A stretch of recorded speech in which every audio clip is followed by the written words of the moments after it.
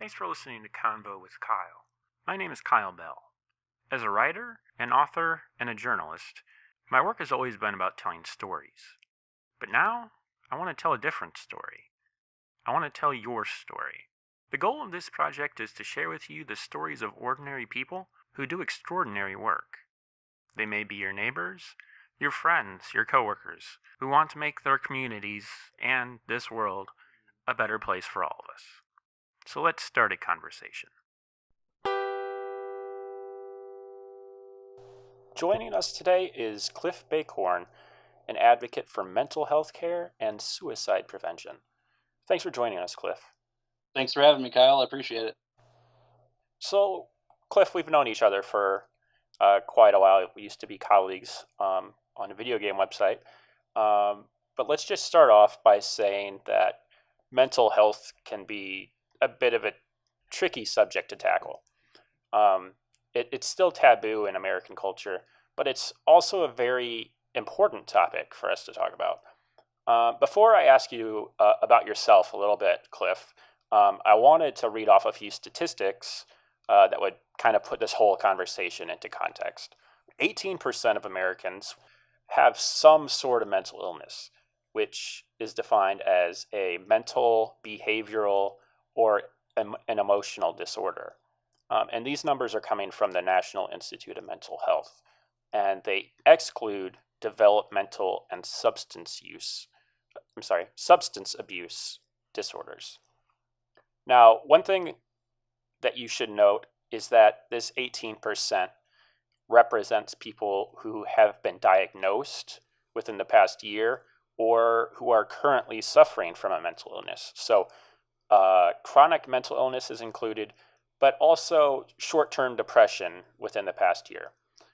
Not included are people who might have had short-term depression more than a year ago. So 1 in 5 Americans are suffering from some kind of mental illness every single year.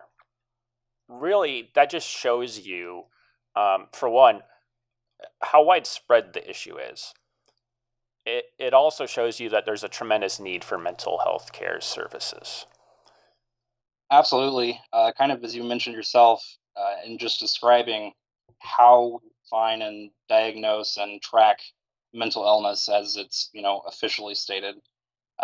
Personally, I think in my experience and looking at just kind of things the way I see them, that's a lot more of a, I don't know, that's a lot lower of a number than I think that there actually is in the country. And I think that we're seeing that as mental illness becomes more, people are more aware of it as an epidemic, as a problem, as something that we're talking about, but not necessarily understanding how to tackle it in their daily lives and really realizing how common and how, close to home it can be for them. And I have to wonder if those numbers, I'm not actually sure off the top of my head, but I have to wonder if those numbers are from self-reported mental illness cases such as depression and anxiety and so forth, rather than actually having data that comes from hospitals. Well, even just data from hospitals. Because Go ahead. people are more. I would suspect people would be less likely to self-report having a mental illness just because of the negative connotations around it.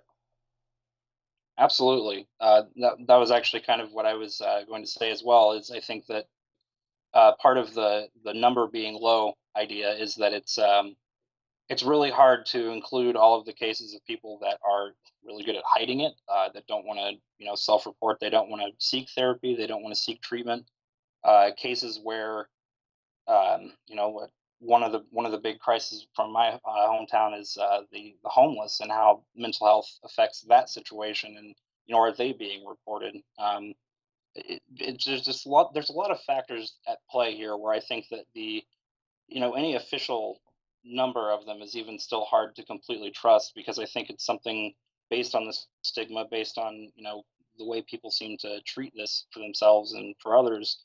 It's really hard to say exactly what the number would be, but I think 18% puts it pretty low. Yeah. So, but kind of before we go into uh, the coping and treatment and stuff like that, I wanted to talk a little bit about our personal experiences, both with our friends and family, but with ourselves as well. And I'm willing to share with listeners that uh, uh, I've myself suffered from depression for really the majority of my life. But also, I have a fair amount of social anxiety, and it takes a fair amount of. Uh, See, there's my social anxiety catching up. How do I tell people what it does for or what I have to do on a day to day? Yeah. Okay. Um, I myself have suffered from depression a majority of my life. I've been medicated for it for a majority of my life. But I also have social anxiety, and it's been pretty moderate to severe, to the point that when I was in high school, I actually was homeschooled rather than going to a public high school. Um, Tell us a little bit more about your experiences, Cliff. Oh, absolutely. This is one thing that I am personally, one thing I want to talk about just in the subject in general as it pertains to my experience is that talking about it is really, really important. It needs to be in a setting or, with company that is appropriate um, to actually have a positive effect. But talking about the situation is something that I think is one of the bigger problems for most people on both sides to deal with. So for me personally, I think that my history, so to speak, with mental health started when I was relatively young. I never really was aware of anything. I did have a handicapped uncle who just severe developmental, um, issues, and basically, watching him as a kid and growing up gave me this at least basic understanding of the fact that unfortunately, the brain develops differently for everybody, and to a little bit of a lesser extent, I had family that I didn't really understand why they were some of the ways they how and why they acted the ways they did. It wasn't normal, and I started to detect that stuff at a bit of an early age. It really wasn't until I was a little older that I realized that I myself, unfortunately, whether it was genetically or subjectively, picked up some of those traits myself and began to embrace mental illness as a personal thing. I was diagnosed.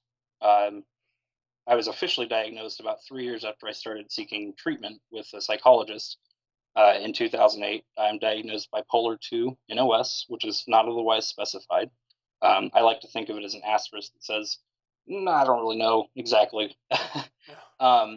I was later, about a year later, diagnosed with adult attention deficit disorder, and not really diagnosed with, but noted that I have obsessive compulsive tendencies that exist in my daily life that aren't the typical, counting things or having to touch something on the way out the door. There's just other parts that are a little bit more complicated that are based on that. So, Hmm. so that's what my diagnosis has been. I've had friends, countless friends, over the years that just through my relationships with them, I've realized or learned or talked about with them their struggles, and come to realize that kind of a almost scary majority of people that I've encountered and surrounded myself with seem to struggle with something. And I don't say that in a way that I think, in my experience, is meant to be negative. I actually, it's comforting because to go back to the statistic of 18%, at least in my life, that's an extremely low number.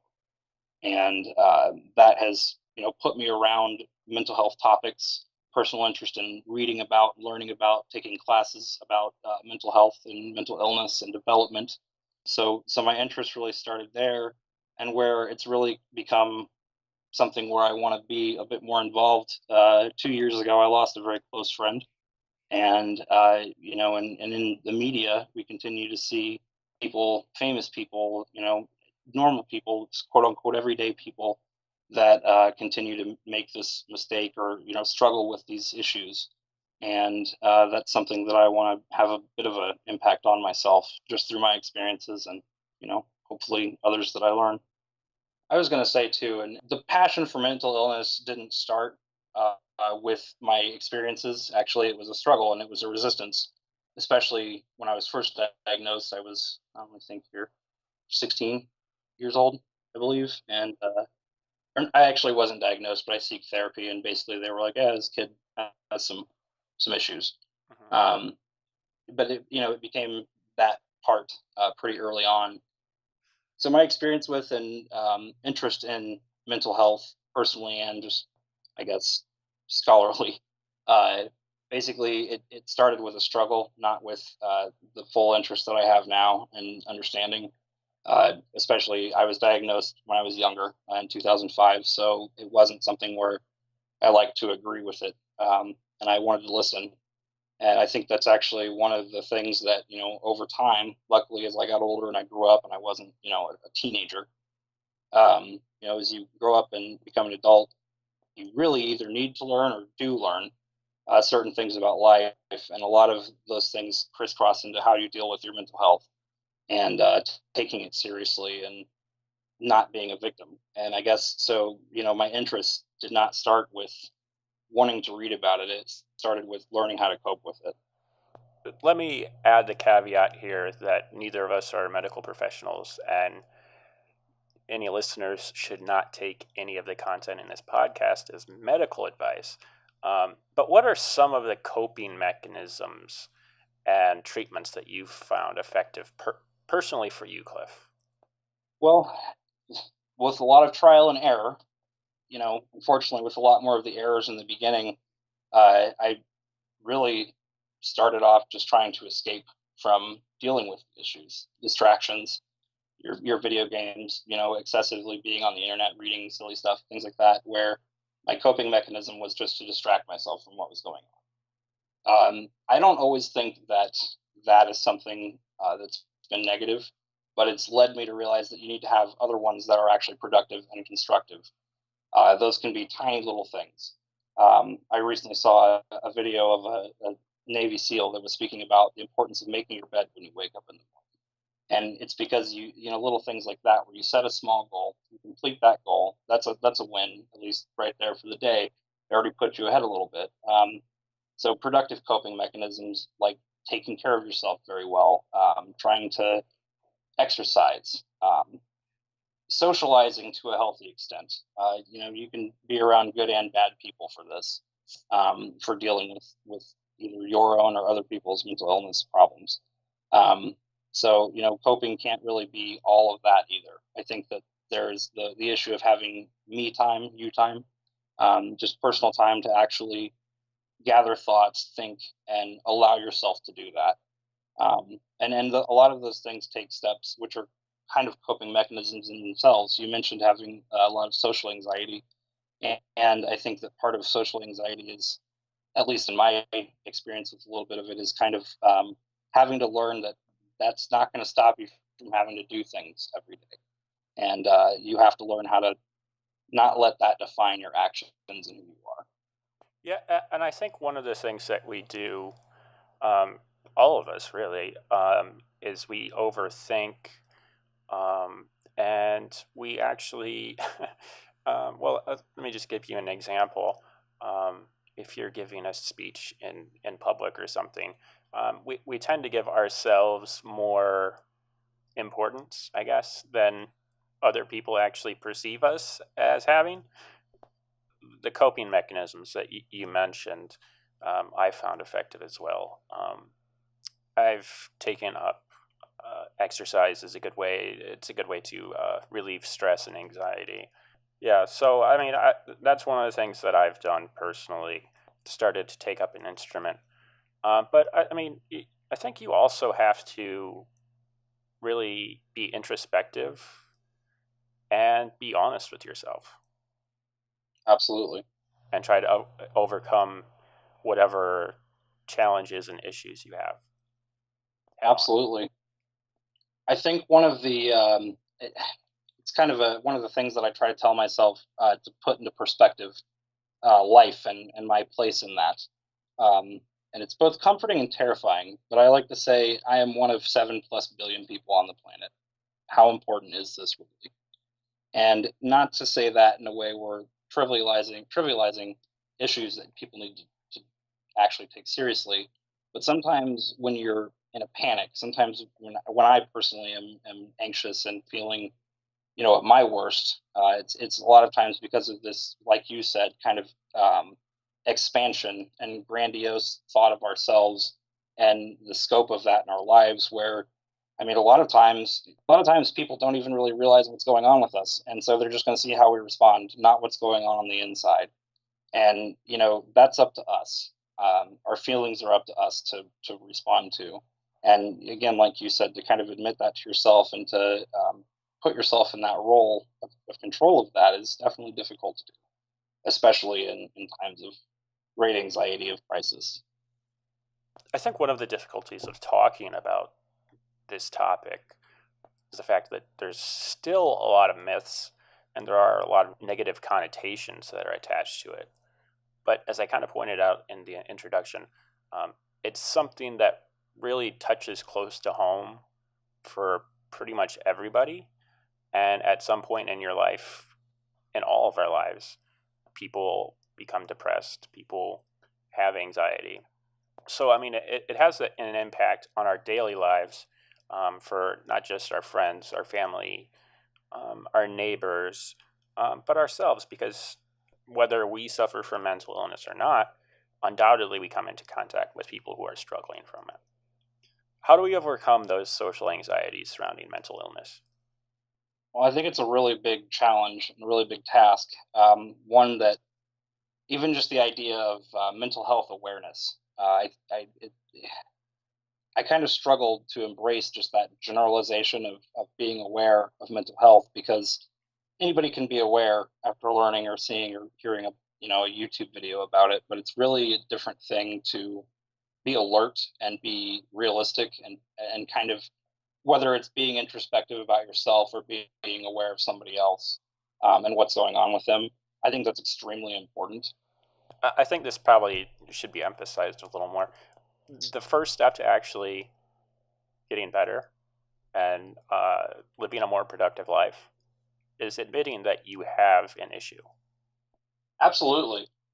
I don't think you can fix the issue until you've both admitted that it's there and also that you actually want to, in yourself, change the issue at all.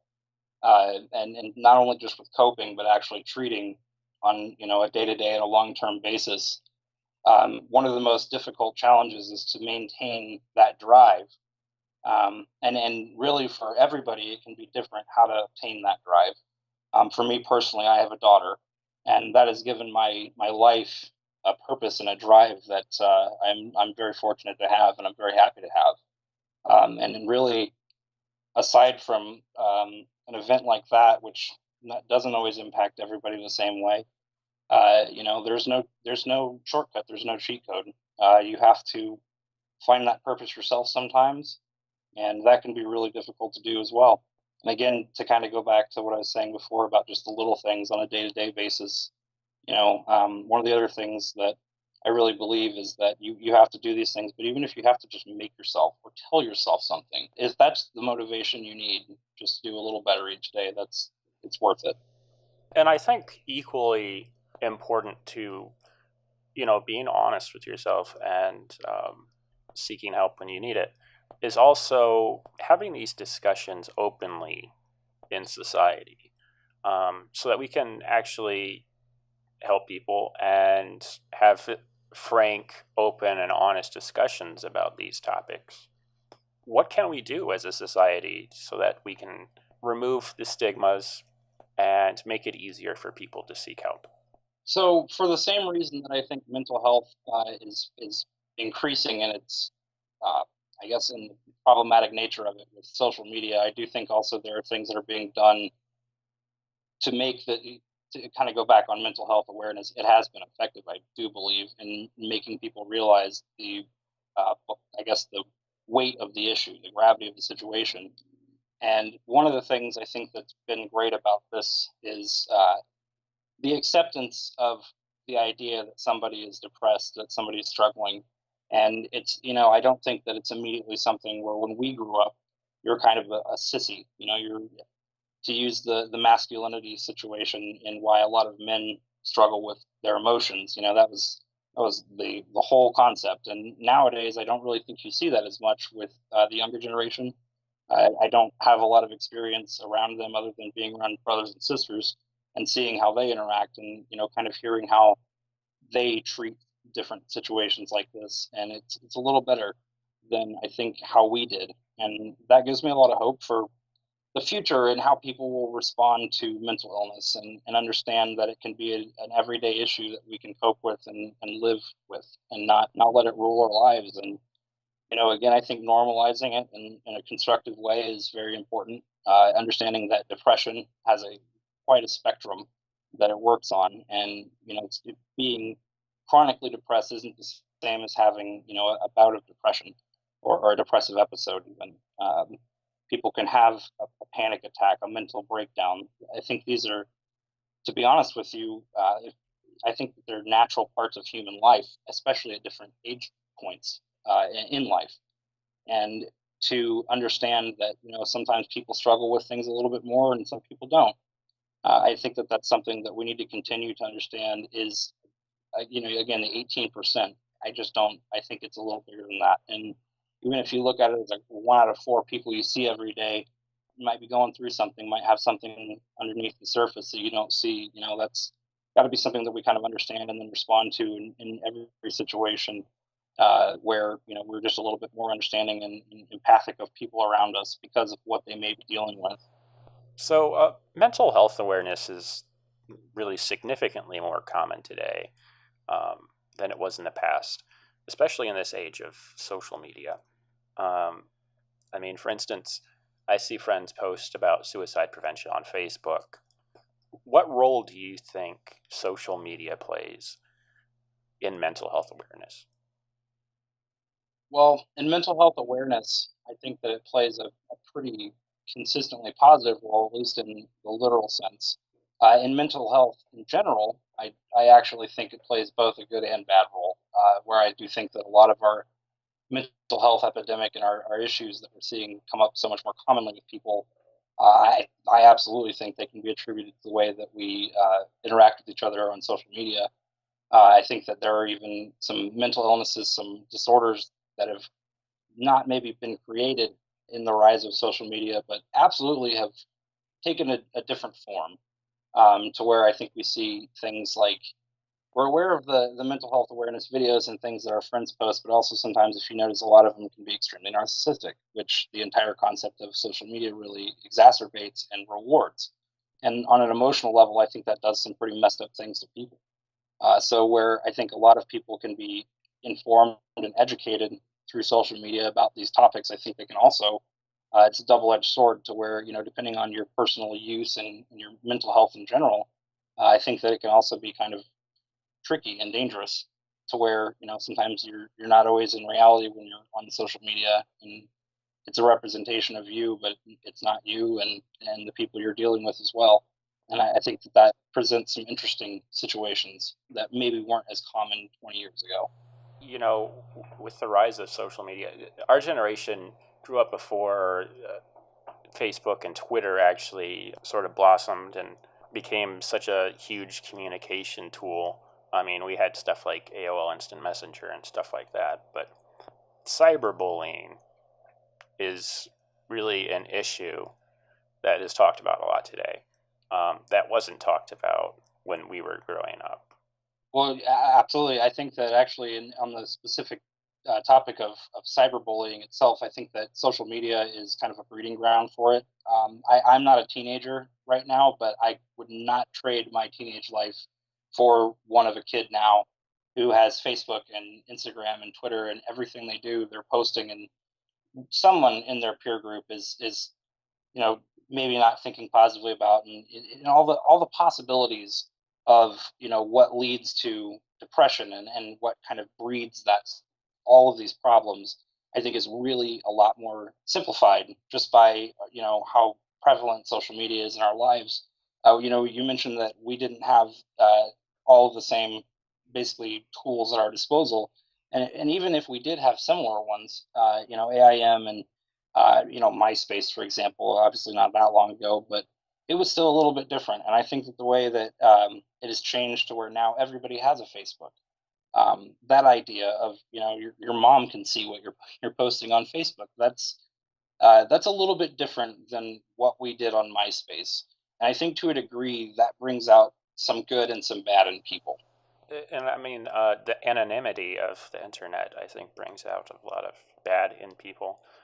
Absolutely, I think actually one of the things I read about a while back. Apparently, is it South Korea has something where your IP is tied, or your IP address, or you have kind of a unified profile online, and the incidence of either cyberbullying or people just doing crappy things online really is dropped.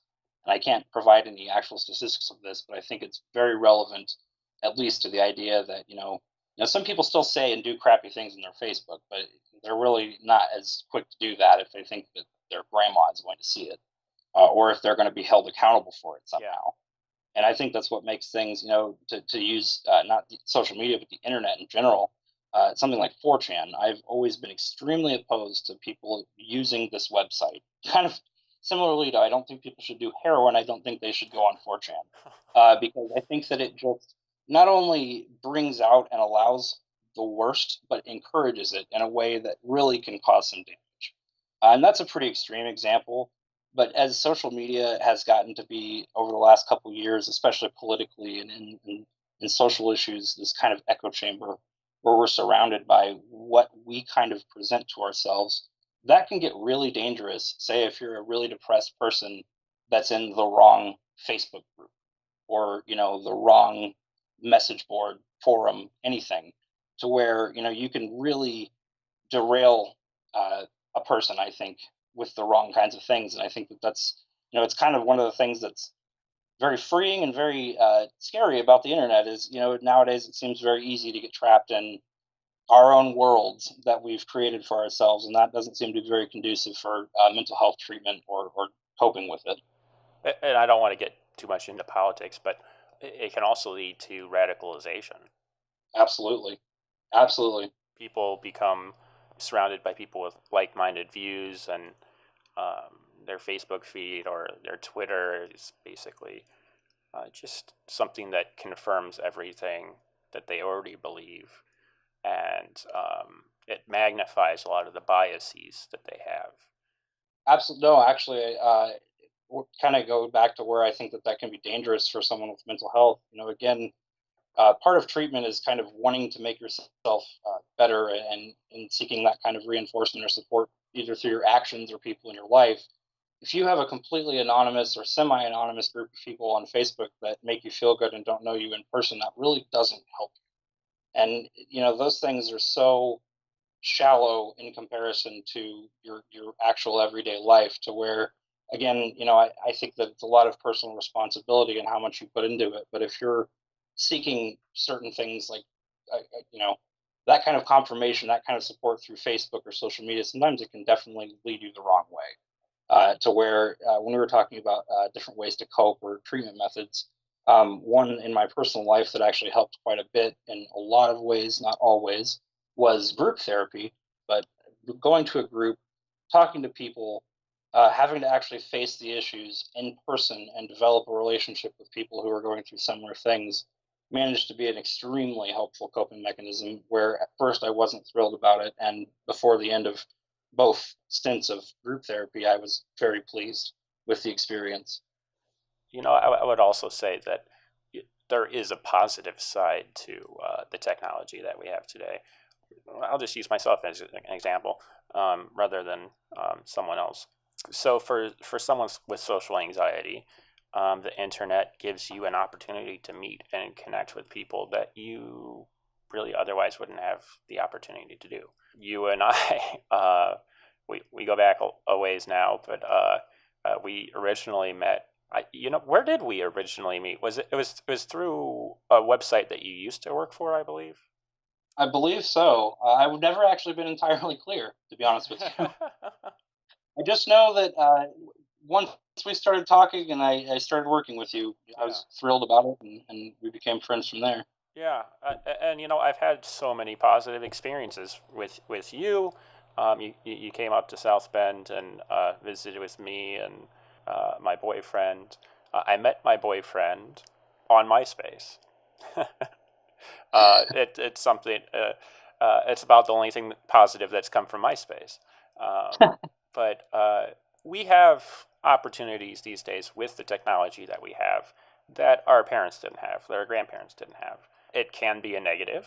It can, really magnify bullying because you can basically go on a news website or any website really and just berate people and be a troll. And I think of Gerald's character in South Park in one of the more recent seasons where you find out he's an internet troll. And as much as I dislike the idea of what he was doing, the portrayal of it was extremely amusing. Yeah, And it almost kind of ironically shows just, for people to do that, I think that was a really indicating thing of something missing. Maybe not depression, but, I don't know what it is, but I think that's a void they're filling by being hateful and getting the dopamine rush of, their own bile. yeah, yeah, You were talking about the positives of some of the tools available to yeah, us and the way we can interact, and that's something one thing I'd like to respond to that is really just it lies in the user. The responsibility is up to you as a person on the internet to do things. And one of the really large points that I have to make about mental health and kind of how we respond to each other is sometimes we don't largely know how to do that best. With Facebook, for example, I think it's a pretty common thing for people to forget that they're talking to the human being that is in the profile picture that they're looking at and talking to or yeah. ranting at. And where I think that is something that it comes down to the individual. It comes down to remembering that this is not face-to-face interaction. This is not real life. It's just our avatar version of it. And one belief I have is that nothing too important should ever be on Facebook, discussed on Facebook, argued on Facebook, because there's real life for that. That's how things get solved, not how things prolong and become bigger problems.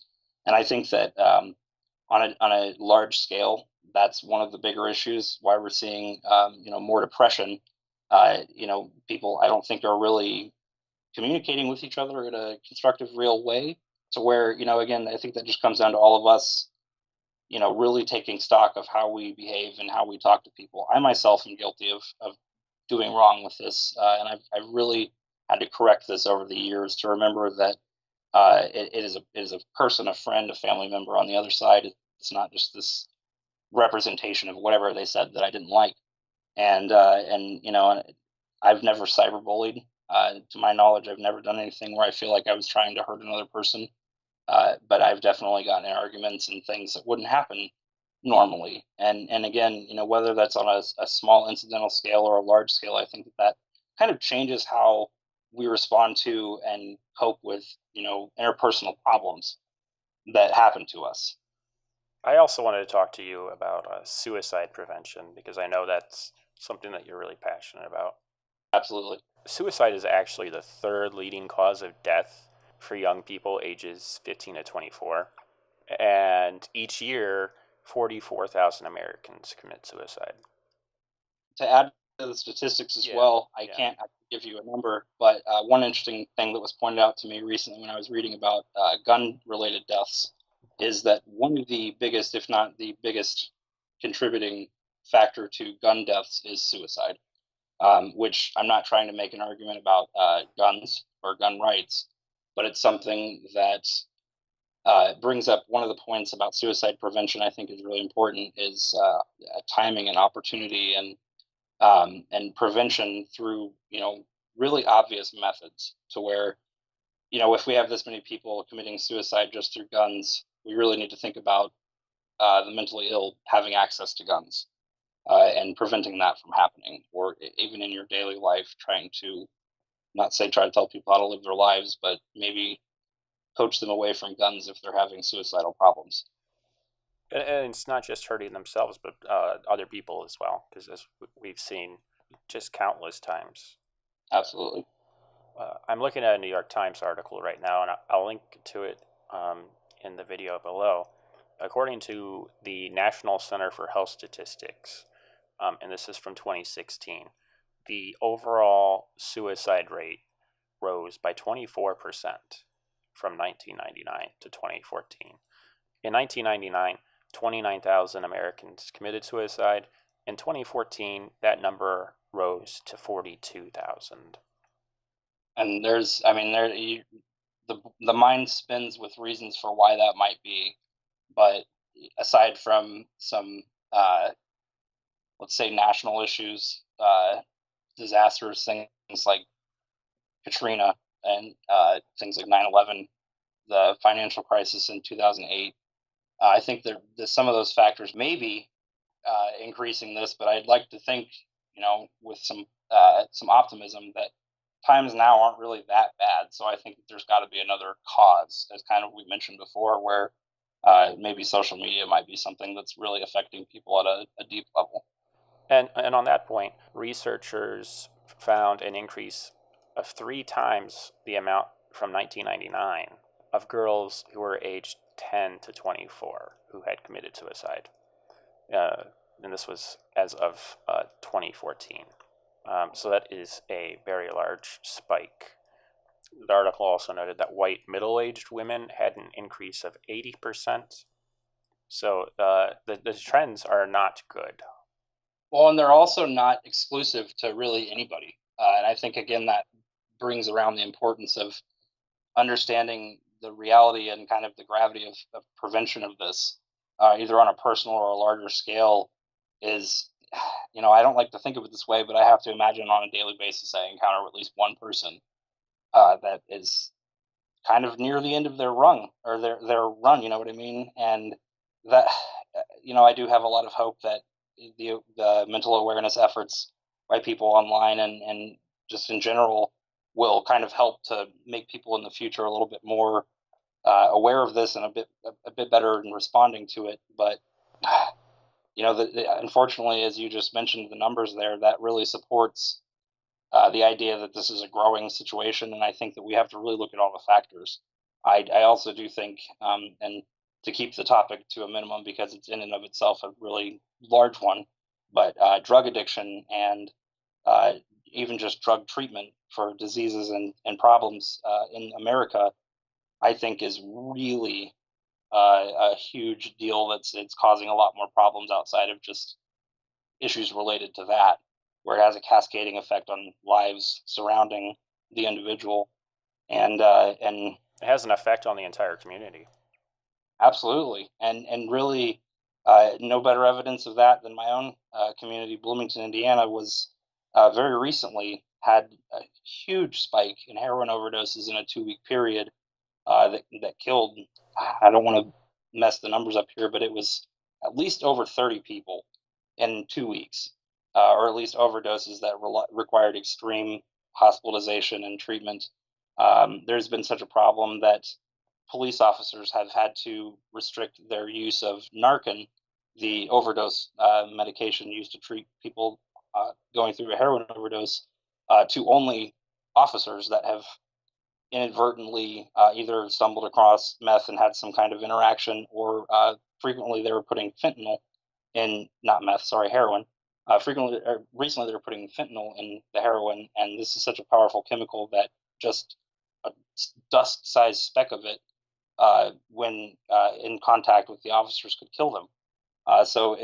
Just a problem like that, to where on a large scale people are having to respond. Like, why and where is this coming from? And I think that the issues feed into themselves. So again, I think addiction and drug problems in this country are a huge topic of their own. So I don't want to talk about it too much, but I definitely think that's another problem we're facing parallel to the mental health crisis, that feeds into it, and they work off of each other. And I think it probably should go without saying that whether it is suicide or drug addiction, these things have manifested and they've grown during a time when the country went through a really significant economic recession. Absolutely. So people in their everyday lives are struggling to make ends meet. The economic issues can have a ripple effect and create relationship issues.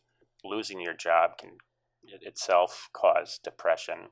So these issues really are interconnected, and they kind of feed off of each other. Absolutely. And I think that the grim reality is that when these things add up, unfortunately, what we see, as we've discussed on a very large scale nowadays, seems to be people making the worst decision I think a person can make, and ending their lives. And just to kind of rewind a little bit on the topic in general, I think that suicide is unique in our social interactions with people, and that nobody really wants to, knows how to talk about it. Whether or not they've personally dealt with the situation, personally themselves been suicidal, it can be something that is so immediately polarizing. While at the same time, I think that it's more crucial than ever that we at least let the walls down enough and accept that it needs to be talked about. Um, and to kind of go back to the point about the different age groups and the suicide rates of different people, it's something that can affect anybody. And you mentioned how loss of a job, for example, could be something that contributes to the depression and suicide. One of the most interesting things that I learned about in school in one of my development classes was at different age groups, some of the major crises that they go through in general, men and women and people in general, just kind of naturally. And some of those, in and of themselves, can be fatal if not handled well. And I think that's one of the things that, with all these other factors contributing to what might be really hurting people or causing them to be depressed, again, it's widespread. It's something that we need to be more comfortable talking about because it's not going to happen to any target group. It's not about angsty teenagers that are upset and want to end their life. It can be an adult that's had an established life and kids, and they are at some point where they don't have a sense of purpose, and that's just devastating to even think about. And that's something I think that on an individual level we need to work on a little bit better in some way, in little or small, just in our interactions with each other, and kind of helping to provide an appropriate support and sense of purpose to the people in our lives. What are some tangible warning signs that people can look for? So I think that the really tricky part about dealing with a suicidal individual is that at all times, really, the ball has to kind of be in their court until it can't be. And one of the things that I think that people often, even as a casual mistake in trying to cheer somebody up, let's just put it lightly, sometimes they'll try to make people do things that they think would make them feel better. When really, even if the person just needs to sit there and talk, they need to be able to do that. The person that is going through the crisis needs to be comfortable with the option of getting better, which in a truly suicidal moment is not really going to happen by someone coming along and taking them out of their comfort zone. Unfortunately, I think that it's both necessary and really dangerous to explore and understand how the person got there. Which, let's say that you're having a one-on-one conversation with them, you never want the conversation to go too quickly towards enabling any of their thoughts. And one of the things that I think is really tricky is that most people aren't going to come up to you and tell you that they're suicidal, and if they do, you absolutely should never take it lightly. That's It's not a joke. You really can't just barge into it, and I think that the best option is really to go back to the idea of just prevention. I think that a lot of times it builds up, and sometimes it doesn't, and those situations are harder to predict. But you have to spot patterns. I think it's really important to pay attention to patterns. If you're around somebody on a daily or weekly basis, try to notice things, especially if they're down. The obvious ones, the dramatic changes in behaviors and diet and sleep patterns and interests, even, can sometimes be something I think that should at least be noted, because those things generally tend to happen when a person's spiraling a little bit, and especially if they are oftentimes either interested in nothing or change a lot dramatically. I think that Another kind of obvious one is if there's any kind of cues, whether it's through dialogue or just something you notice. I think it's important to interact, and a lot of people are very nervous about reaching out. Again, it's very important to be delicate and to not overstep yourself.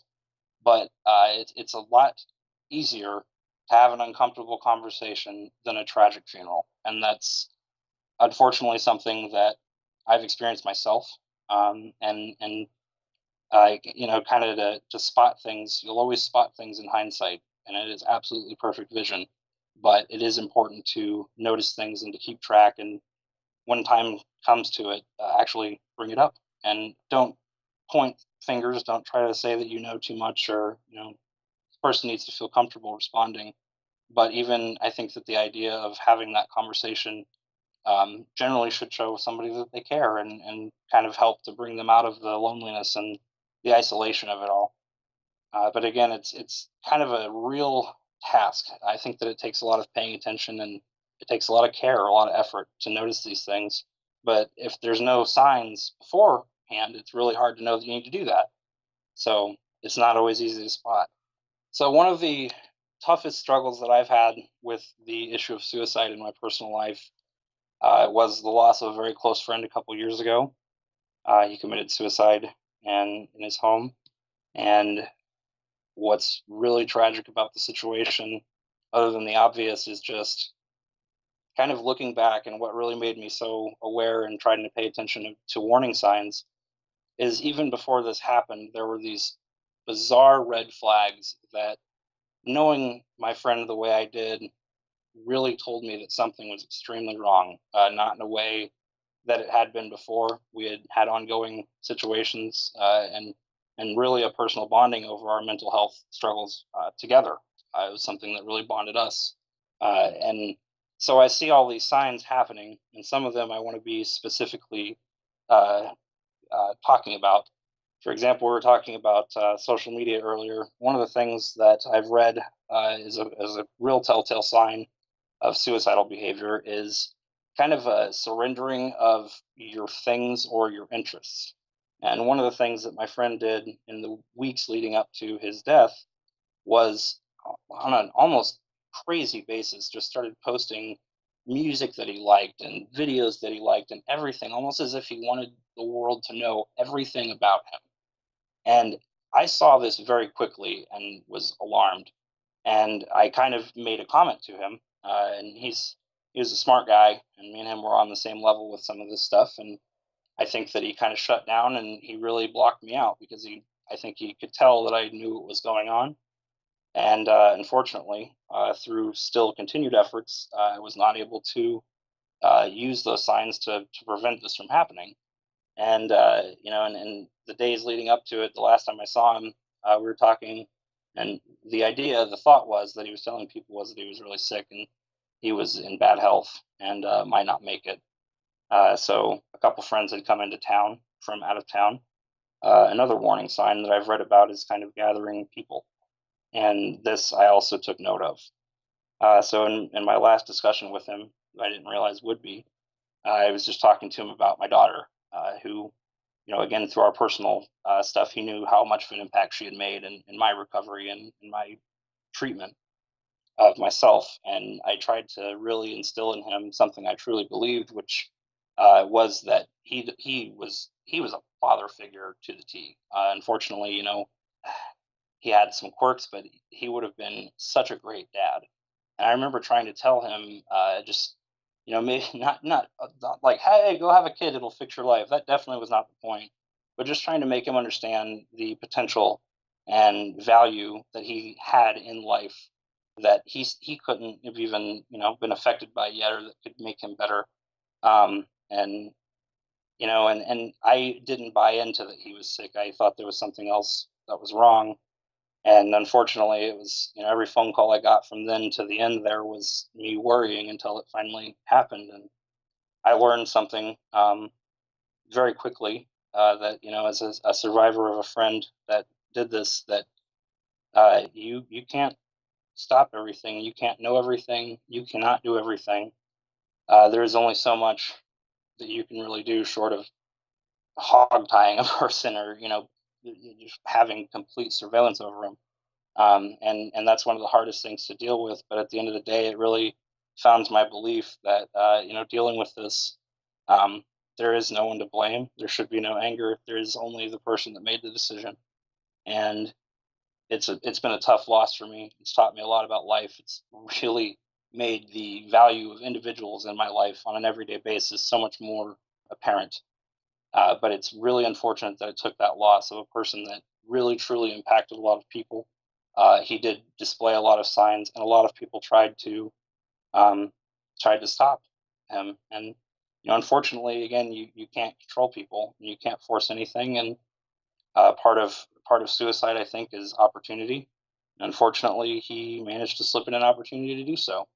To kind of bring that back into spotting things and being aware, not just aware of suicide and of mental health, but really alert, is seeing these things and doing whatever is in your power and hoping and having faith in the person to make a good decision.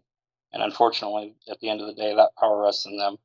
And I think that as people, as supporters of loved ones, of people, friends in their lives, it's up to us to make sure, again, on an appropriate level, that we instill that value of each other in each other whenever we can, because it's got a lot of value. And I think that really do believe that if my friend had understood that more, he may have made a different decision. Thanks for sharing that, Cliff. Absolutely.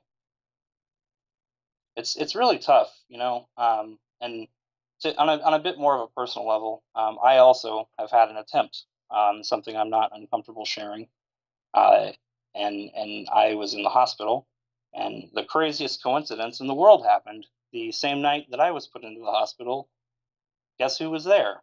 And it was the most bizarre thing because we both were always aware of our struggles and everything. But I remember looking at him. We were in the cafeteria of the hospital. I looked at him and I go, "We're way too good at at at something to be here. We're better than this. We have to get better." And I remember him being so uh, just absolutely in agreement and motivating himself. He said, I don't remember exactly what he said, but he was all about, this is not going to happen to us again. And it was just the most bizarre thing in the world, and it really bonded us. And it's really unfortunate to have that connection, and unfortunately be the one left over where we didn't both get there. But it has absolutely been another very strong motivator for me to have pushed through that at the time itself, and then get through the loss of him, and learn that that's not the option that I think is right to take, even if it's difficult every day. Something in life will make it worth it. And even if you have to kind of make compromises to fill what that something is, it's a lot. It's a lot better than the alternative. A few years ago, I had a dark experience as well. Now, I don't really want to get into intimate details about it, but I will say, just from experience, that it's easy to get into a mindset where everything feels hopeless, and to play this record that loops in your head, telling yourself that you're useless, or you're a failure, or whatever, because we put all of these expectations on ourselves, and society puts expectations on us. Our culture puts expectations on us, and you know, one of the things is when you get into a situation where it seems that all hope is lost, where you think that there's no way that things can get better, and that it would be better to just end it all. It's really important to take the time to step back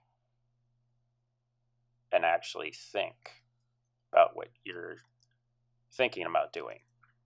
and to recognize that once you act on your thought to end your life, there's no taking it back.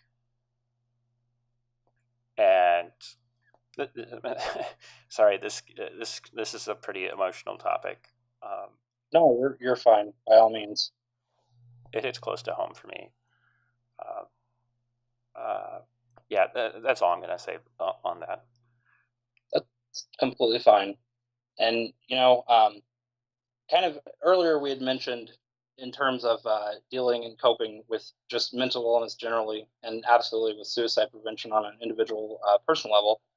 Um, you know, I think it's very important for people to find their things.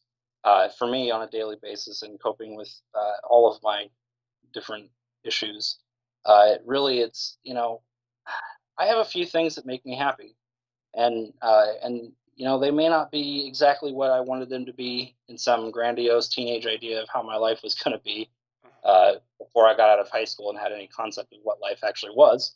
Uh, but you just have to find those things, and again, it's not easy to do when you're in the void, as I like to call it, or that pit where everything is awful. And that's the really hard thing, is sometimes at the deepest point, and I've been here myself multiple times, sometimes even those little things that you find enjoyment in don't have that effect, and you can't even feel that. And at that point, I think that's really important, to where personally I would want to speak up, talking to friends that I am very comfortable with, or family that I'm very comfortable with, and absolutely doctors, when I have them or I'm seeing them. That's something that really does help to sort out and put reason to, or at least understanding to, what's going on and how that's not the end of the world. And one of my like one of the things about the way that my therapy was handled with my psychiatrist and my social worker was they're really focused on self-assessment and prevention, kind of identifying triggers that were happening and how you were responding on an internal level and externally, and kind of shaping your behavior around that. And that was really helpful in predicting and detecting I was feeling a certain way. But it really came down to making better decisions and being accountable for making wrong ones. And I think that's one of the really difficult things about mental illness is, you're not defined by your disorder, you're defined by your actions. And I tell people that on a supportive level, but also kind of a challenging level, because a lot of times people get in this victim mode, to where I'm bipolar, or I'm depressed, or I have this, I have that, and you know that just rules everything about my life. You've got to make that change, and that's really difficult to do, and it's really difficult to suggest on the outside. But it's important to hear.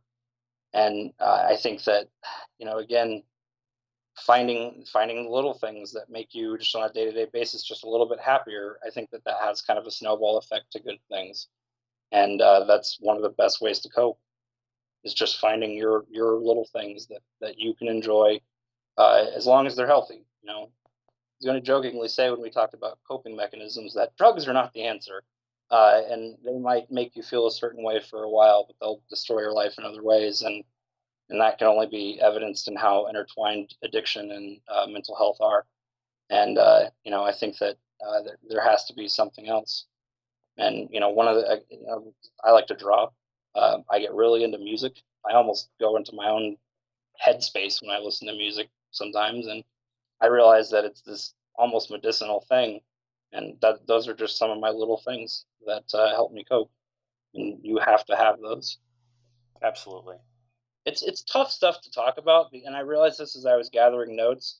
Even to formulate general ideas about the subject can be so difficult, because the personal experience attached is so heavy, Yeah. and it's so hard, and that's why it's so important. Is because kind of as I had mentioned before, and I really want this to be on record as saying, I would do a lot to prevent others from dealing with the hurt of a loss. That is the grand ending, so to speak, of somebody's struggle with and inability to cope with their mental illness. And to prevent other people from feeling that kind of loss, that's very important to me. And I think that most people could agree that it would be. And I think that just needs to be reflected in our actions a little bit better sometimes. And you mentioned that, I guess I'm going to paraphrase you here, drugs aren't the answer. Yeah, it's not. It's I think that it's the worst possible form of escapism. And I don't even think that drugs necessarily have to be the fill in the blank here, just an addiction.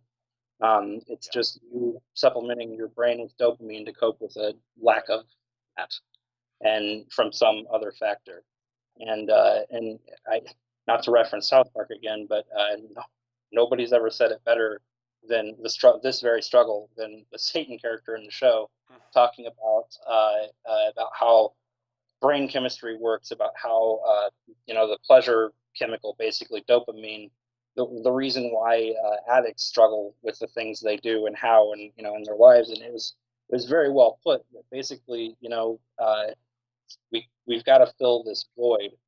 We just can't do it with things that chemically supplement dopamine in our brains, because that's not how it works. And then when that's not in your life, you're worse off than when you started. And I don't think anybody has ever been better off doing drugs. I think that marijuana is a medicinal thing dealing with depression and with suicide, or not suicide, but with mental illness. I definitely think can have its positives. I would also go on record to say that if I never personally had experienced any of the medicinal effects of marijuana myself, and I could still have the uh, coping, so to speak, of life that I did when I was a kid, I would take it any day.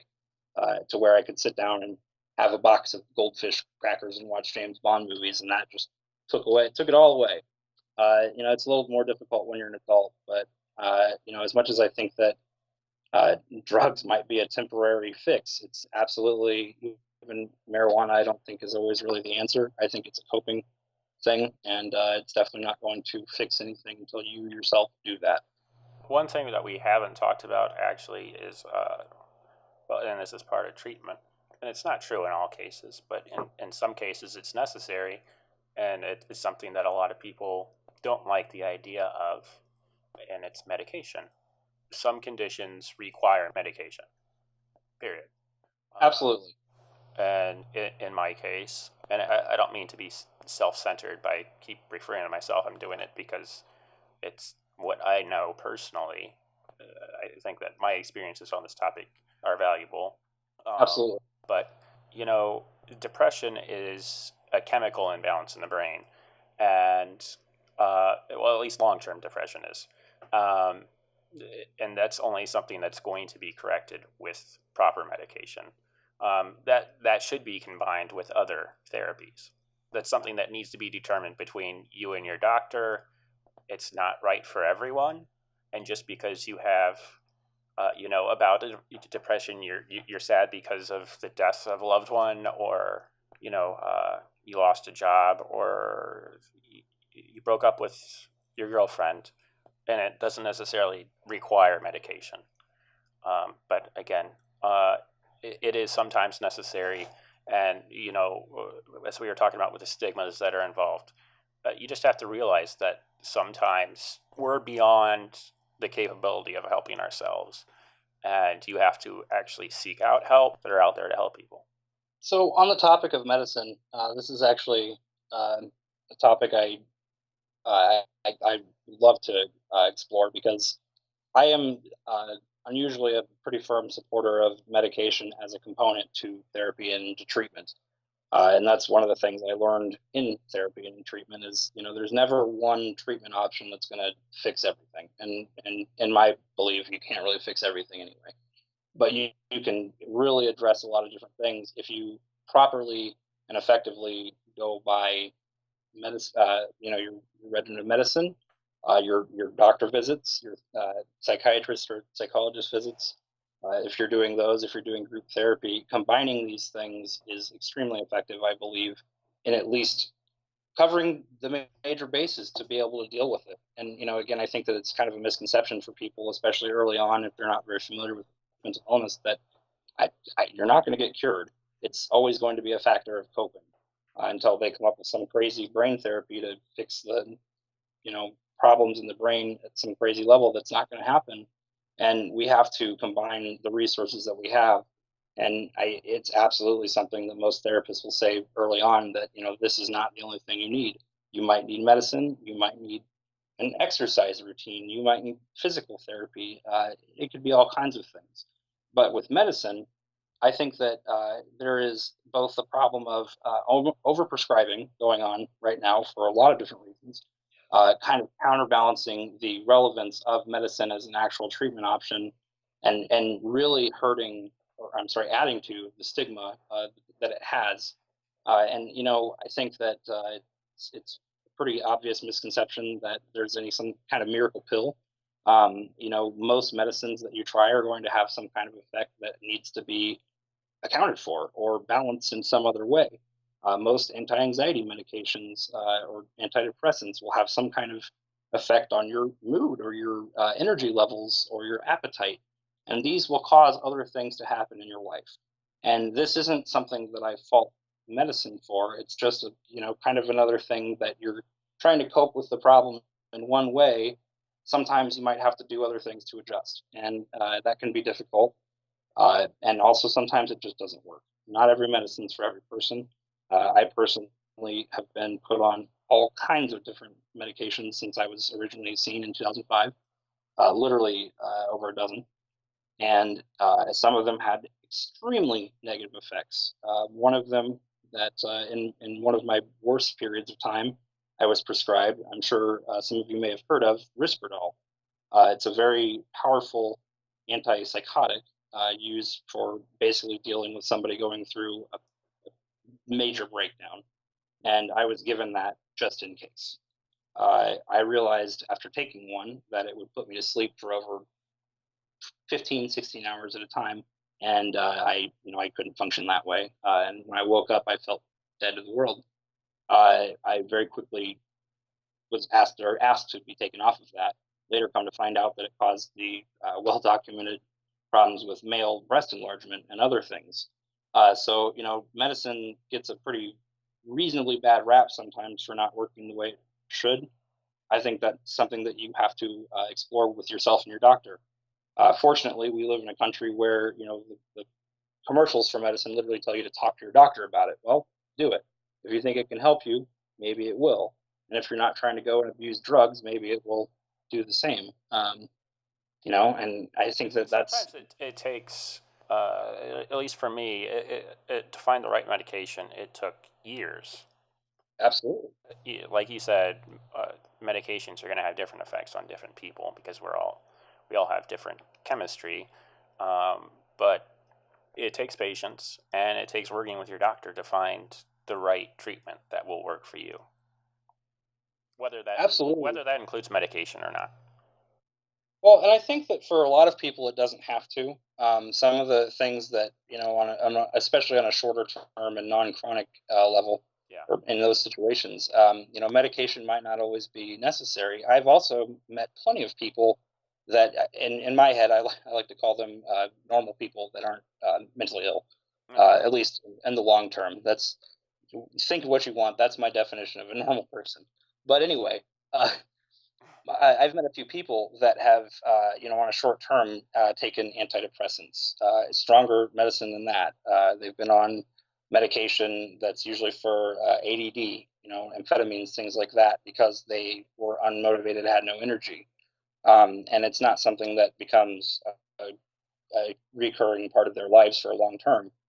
So, I don't think that part of the stigma, the problem is that people hear mental illness or I'm depressed or I'm having problems and I need to take medication, and they immediately go off the deep end of I'm crazy. And I think that a lot of the stigmas here with mental illness, the really stereotypical ones that people are crazy or they have to go pop their happy pills, things like that. It doesn't do us any good to keep doing those things and to kind of keep having that attitude about it. Because again, I don't think it's something where it's just for somebody with a lifelong problem. It could be somebody that's going through a depressive phase after losing a job or having a breakup, losing a pet. It could be a number of things. And the medication itself is a chemical that scientists have engineered to do a specific effect in the brain, which to me is a pretty cut and dry uh, way to try to solve the problem. It's not always going to work, especially due to the delicate nature of the science involved. But it's one where I think it's a lot better answer than some of the things that we have otherwise, and absolutely a better answer than self-medicating with what you think makes you happy, because chances are it probably is contributing to the problem. So before we wrap up, Cliff, do you have any final thoughts? Well, my first thing I'd like to say is just to anybody listening, if you or anybody you know is struggling with mental illness or with thoughts about suicide or harming anybody, that's something to be taken very seriously and acted upon depending on the nature. And if you, for example, just in passing, somebody says something to you, take it seriously, listen. If you need to do something about it, do it. I think it's very important to show that you're listening, and you might not make the person happy at the time, but it's worth tackling for people in your life. One of the things I really want to say as well, with just in general about mental health awareness, is I do think that we see a lot of positive things happening, and although I have kind of a negative impression of how the internet is affecting that, I think that it's absolutely wonderful what some people out there are doing for each other. It's something recently that happened, not on the internet, but at the VMAs. The rapper Logic was talking about mental health awareness and suicide prevention and mentioned the hotline. And in the following week, the hotline reported having volume of over 50% its usual calls as a result of this exposure. And I think that on a day-to-day personal level, maybe we don't have that kind of platform as non-celebrities, but we can make an impact, and that's through really communicating with each other, really showing support, showing that we care, having a little bit more of a personal involvement with the people in our lives. And I think that one of the negatives of our social media world is that it's even made real life interactions a bit more superficial, a bit less personal and personable themselves. And it's not always easy, and maybe I'm just an awkward person, but sometimes I like to try to, occasionally tell people I care about them and that they're there, and that they make an impact, or they have, always in an appropriate circumstance. But I just think it's important for people to be there for each other, to listen, to pay attention. If they spot signs of things, to be willing to speak up out of the care that they have, and just looking out for each other. I also, think it's really important to say that, if you have a mental illness, you're not alone. It's tough to hear, but your problems are, they happen to other people, and that can sometimes be frustrating to know, but also shows you that there are ways to deal. Other people have, and it's never too late to fix things, or at least get your life on track. And sometimes it just starts with the simplest little things. So I really encourage people that are struggling to just keep going. Count every day that you didn't do worse as a win. Even if you just did a little bit better, it's a win, and mark it as such, and move on and go day by day. You set the pace of this recovery for yourself, but it's really less of a race and more of a scenic detour to getting back to a normal life. And I think that we're all capable of that. Well, Cliff, I couldn't have put it better myself. So I really sincerely want to say that I appreciate you coming on, and I want to thank you for coming on. It's a tough topic to talk about, especially when we're talking about mental health on a personal level. But it's something that we, as a society, need to do more often. Absolutely. 100% agreed. And thank you as well for having me. It's absolutely been an honor. Again, this is a topic or topics that are very near and dear to me, both through personal circumstance and through, my life, and just the world around us right now. I love people. They do some bad things, but they do some really great ones too. And it's extremely devastating to think anybody is struggling in such a way that they either fall apart or they end their lives. And it's a pleasure to be able to talk about it. It's difficult. It definitely brings up a lot of things that are close to home, but sometimes that's more important. And I really believe that we as a collective, as a country, as people, neighbors, become a little bit more comfortable with this, because I think it'll save a lot of lives and at the very least do a lot of good. Thanks again, Cliff. Thank you, Kyle. I'd like to thank you again for listening to Convo with Kyle. Be sure to subscribe to our YouTube channel for more episodes. You can also keep the conversation going on social media by visiting facebook.com/convo with Kyle and twitter.com/convo with Kyle. I'd love to hear from you.